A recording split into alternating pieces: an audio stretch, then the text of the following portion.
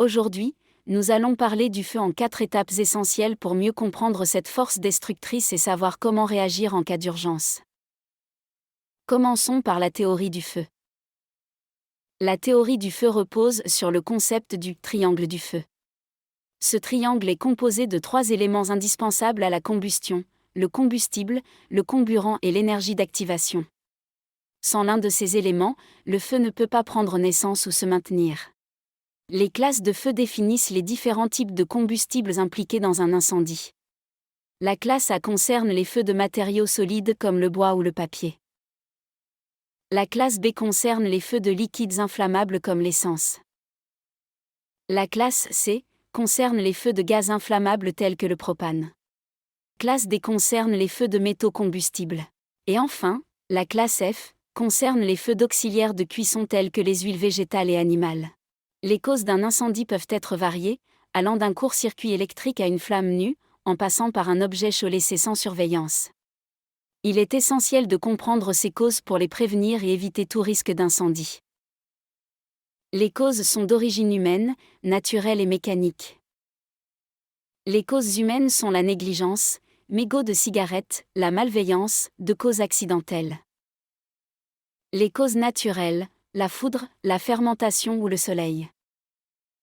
Les causes mécaniques, un frottement, un court-circuit ou un choc. Parlons maintenant de la fumée et de ses dangers. Lorsqu'un incendie se déclare, la fumée est l'un des premiers signes visibles. Elle se compose de particules solides, de gaz toxiques et de vapeurs chaudes. La fumée peut causer une diminution de la visibilité, rendant difficile la localisation des sorties de secours et des personnes. De plus, elle contient des gaz toxiques tels que le monoxyde de carbone, qui peut rapidement entraîner une intoxication.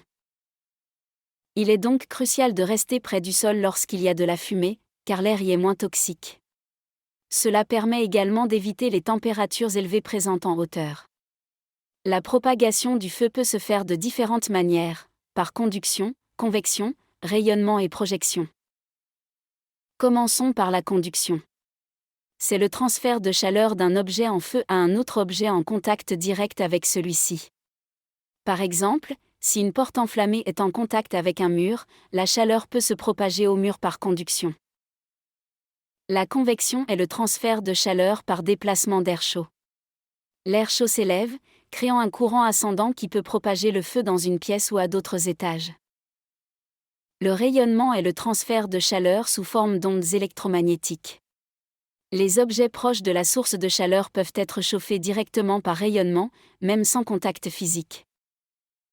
Enfin, la projection se produit lorsque des particules enflammées, comme des étincelles ou des gouttes enflammées, sont projetées dans l'air, pouvant ainsi enflammer d'autres surfaces. Maintenant, abordons la conduite à tenir face à un local enfumé sans se mettre en danger. La première règle est de garder son calme et de ne pas paniquer. Si vous vous trouvez dans un local enfumé, la première chose à effectuer c'est d'appuyer sur le déclencheur manuel d'incendie afin de faire évacuer le public et de couper les énergies à l'aide du coup de poing d'arrêt d'urgence. Vérifiez qu'il n'y ait pas de victimes dans ce local. Puis, munissez-vous de l'extincteur approprié, avancez accroupi pour maîtriser le feu. Une fois le feu maîtrisé, ventilez la pièce et rendre compte à votre PC afin d'alerter les pompiers. Et voilà, nous avons exploré les 4 étapes essentielles pour comprendre le feu, la théorie du feu, la fumée et ses dangers, la propagation du feu et la conduite à tenir face à un local enfumé. Merci de votre attention.